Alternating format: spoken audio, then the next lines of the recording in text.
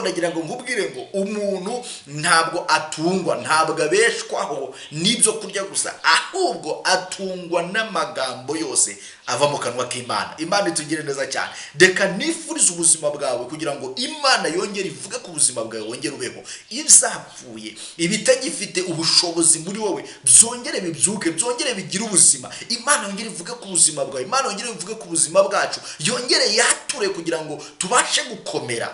Haleluya. Twongere guhemburwa, dukomeze abandi, niturangiza dukomeze urugendo.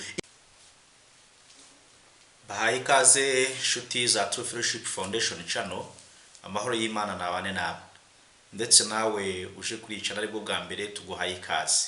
Reka Nyagasani Uwiteka nyiri ibihe byose abashe kubana natwe, kandi dukomeze muri urugendo rw'ibihe bya nyuma kugira ngo tuzarangize amahoro. Icyo nicyo kwifuriza, nanjye niyifuriza mu izina rya Yesu. Turi mu kiganiro rero cy'ubuzima ducamo, tukaba tugeze ku gice cya gatatu. Dukomeza kugenda twibaza byinshi. Ese muri ubuzima urufatiro rwacu, urufatiro rwanjye rwawe ni uruhe? Ese imfatiro zacu ni izihe? Kuko muri ubuzima buri muntu agira uwo yigiraho, uko yitwara, byo mu byo akora, uko atekereza. Ese mu ijambo rimwe ugasanga ari kwigana filozofi y'ubuzima bwiwe. Ese iyo mvuga filozofi y'umuntu, aha mba mvuga iki? Iyo mvuga filozofi y'umuntu, mvuga umurongo ngenderwaho ari wo uyobora umuntu mu buzima bwuzuye bwe mu bice byose, yaba ibice by'umubiri, by'ibitekerezo, ibice by'umwuka. Kuri buri kimwe cyose ugasanga afite imirongo ngenderwaho yagiye ashiraho. Niyo mpamvu rero mu bice byabanjirije twasomye muri Matayo ibice 4 umurongo wa mbere kugeza kwa 11, ndetse na Luka ibice 4 umurongo waho wa 13. Ndaza gushira muri description izo link kugira ngo abatarabibonye mubashe kubibona. Ariko uyu munsi reka dusome umurongo wa 2 ndetse tugeze ku wa 4 kugira ngo tugende mu ntego yacu uyu munsi. Hari uburyo butatu Satani akoresha, kenshi akoresha kugira ngo ashukemo abantu.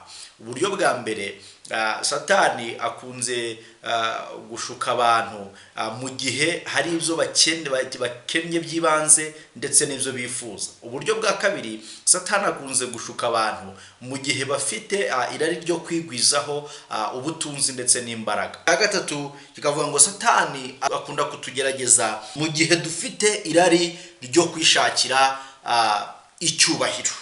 Rero uyu munsi turajya kuri ubwo buryo bwa mbere gusa Satani akunze kugeragezamo abantu. Niyo mpamvu nashatse kugira ngo dusome ahangaha muri Matayo ibice 4 umurongo waho wa 2 tugeze ku wa 4. Reka dusome mu izina rya Yesu. Amaze iminsi 40 n'amajoro 40 atarya, abona gusonza.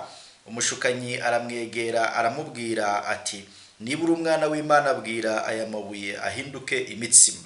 Aramusubiza ati, handitswe ngo umuntu ntatungwa n'umutsima gusa, ahubwo atungwa n'amagambo yose ava mu kanwa k'Imana. Imana itugire neza cyane. Ahangaha twavuze ko Satani akunda kugerageza abantu mu gihe hari ibyo bakennye kandi by'ingenzi. Ese ni biki dukenera by'ingenzi cyangwa se by'ibanze mu buzima bwacu? Icya mbere burya nababwira kugira ngo tugire imibereho myiza no ko dukwiye kurya neza kandi tukanywa neza, tukambara neza, tukaba ahantu heza, tukagira inzu nziza, ndetse dufite n'akazi aho dukura ibyo byo kurya bibasha kudufasha cyane kugira ngo ubwo buzima tubugeremo. Ariko se ni kuki Satani akunda kubikoresha cyane? Ahangaha turabibona Yesu wamaze iminsi 40 n'amajoro 40 atarya, arasonza. Satani ababoneyeho urwaho rwo kugira ngo amugerageze, kandi abashe kugerageza uburyo kiwe yabikora mu buryo bwe kugira ngo abashe kumufatisha, abe amushutse nyine. Niyo mpamvu yaje aramwegera, arangije aramubwira ati, niba uri umwana w'Imana bwira aya mabuye ahinduka imitsima.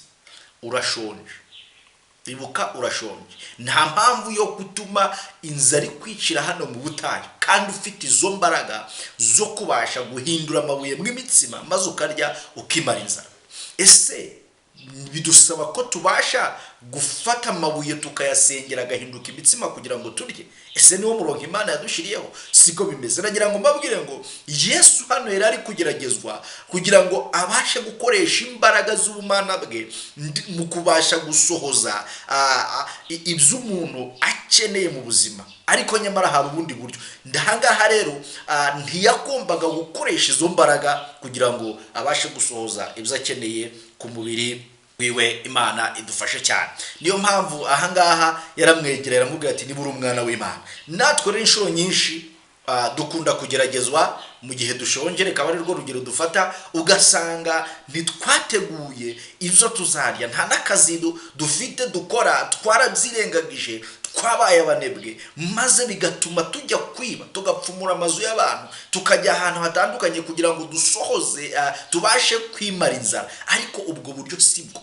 Icyo gihe tuba twaguye mu gishuko, kuko Bibiliya itubwira ngo kiratubwira ngo dukwiriye gukora. Imana imaze kurema Adamu yamujyanye mu murima wa Edeni, nangije namubwira ngo uyu murima ngushizemo kugira ngo uwurinde, uwuhingire, uwukorere. Bivuga ngo nawe yagomba gukora kugira ngo akomeze kuryoherwa n'ibyiza byo muri Edeni. Yesu aravuga ngo muvuge ko abakiranutsi bazagubwa neza, ko bazatungwa n'imirimo y'amaboko yabo. Haleluya. Paulo aravuga ngo nidukore kugira ngo tubashe ndetse no gufasha n'abandi, ngo ariko nyamara udakora ntakarye. Imana itwiteho kandi umwami Imana akomeze kuturengera. Icyo bitubwira rero ni iki? Iyo dushutswe tukageragezwa, Yesu yaduhaye urugero rwiza bwo kugira ngo tubashe kubyitwaramo. Nawe Satani yaramwegereye, kuko Satani burya yumva n'imikorere y'umubiri wacu, amenya igihe dushonje, amenya igihe dukeneye ibintu runaka, nubwo tuba tutari twabivuga, yarangiza akatwongorera kugira ngo tubikore mu buryo butari bwo. Ahangaha rero Yesu yaramubwiye ngo reka nkubwire, umva Satani, Imana itugire neza cyane, ntabwo nkwiye gukoresha imbaraga z'ubumana bwanjye kugira ngo mbashe kubona ibyo nkeneye, ahubwo ndagira ngo nkubwire ngo umuntu ntabwo atungwa, ntabwo abeshwaho n'ibyo kurya gusa, ahubwo atungwa n'amagambo yose ava mu kanwa k'Imana. Imana itugire neza cyane. Reka nifurize ubuzima bwawe kugira ngo Imana yongere ivuge ku buzima bwawe, wongere ubeho. Ibizapfuye, ibitagifite ubushobozi muri wowe, byongere bibyuke, byongere bigire ubuzima. Imana yongere ivuge ku buzima bwawe, Imana yongere ivuge ku buzima bwacu, yongere yature kugira ngo tubashe gukomera. Haleluya. Twongere guhemburwa, dukomeze abandi, niturangiza dukomeze urugendo. Imana ikomeze kutwitaho kandi Imana itugire neza cyane. Mwene data unkurikiye, mushiki wanjye unkurikiye, ndagira ngo ngusabe kugira ngo tureke Satani yere kubasha kudukoresha ngo tubashe gushaka iby'ingenzi mu buzima bwacu mu buryo butari bwo. Ahangaha iyo wibye uba ushatse kwimara inzara mu buryo butari bwo, iyo ujya gusambana uba ushatse kurangiza ibyo umubiri ukenera mu buryo butari bwo. Imana itugire neza cyane. Uyu mwanya ndashaka kukwibutsa yuko umubiri ukenera byinshi, ugira ibyiyumviro, ugira n'ubushake butandukanye, ariko icyo dukwiriye nuko dukwiriye kubasha guhaza ibyo dukenera mu buryo nyabwo, mu gihe nyacyo kandi cyagenwe.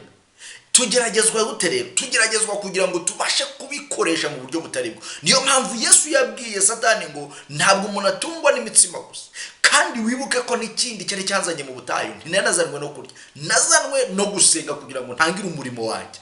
Ntabwo naje kurya, si cyo cyari cyanzanye. Imana rero dufashe cyane. Satani akunda kudufata kugira ngo dukure muri uwo mwanya, adukura aho hantu, atuvane mu mwanya Imana yadushatsemo kugira ngo tugeze ku byo yifuza, maze abone uburyo adukontorora. Imana idufashe kandi itugire neza, kimwe na Yesu utarakoresheje imbaraga ze z'Imana kugira ngo ashimishe cyangwa asohoze ibyiyumviro by'umubiri we byo gushaka ibyo kurya. Natwe birakwiye kugira ngo ntitubashe gushira ibyiyumviro byacu imbere, ahubwo tubashe kwemera neza ko Imana nivuga ijambo rya nyuma ku buzima bwacu. Inzara ntiyakwica Imana itabivuze, nta n'icyagira icyo kigutwara Imana itabivuze. Bene data, dushire imbere Imana kandi tureke Imana idukoreshe, idukoreremo, dusoze kwera kwayo muri ubuzima, kugira ngo natwe ejo tuzahagarare twishimye kandi turi muri wa mubare w'abantu bemeye gusohoza ubushake bw'Imana. Imana ikugire neza kandi Imana igufashe.